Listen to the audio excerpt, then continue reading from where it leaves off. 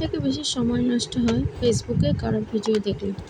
তার থেকেও বেশি সময় নষ্ট হয় সেই ভিডিওতে একটা কমেন্ট করে বাকি যারা কমেন্ট করেছে সেখানে রিয়াকশন দিলে। তার থেকেও বেশি সময় নষ্ট হয় একটা রিপ্লাই কমেন্ট করে। কিন্তু তোমরা জানো কি বন্ধুরা, এভাবে রিপ্লাই কমেন্ট করলে তুমি ফেসবুকে খুব তাড়াতাড়ি সফলতা আনতে পারবে।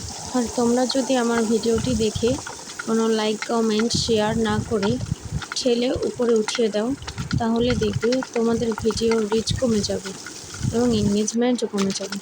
আর রিচ এঙ্গেজমেন্ট কমে গেলে ভিউও আসবে না।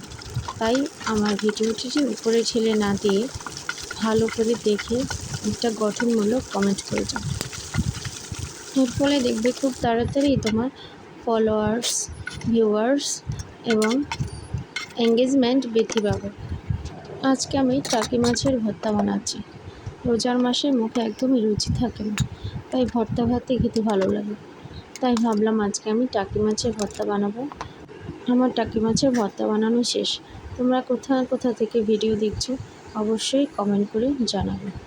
এবং আজকে তোমাদের ইফতারের আইটেমে কী কী রাখছো জানাতে কিন্তু ভুলবে না।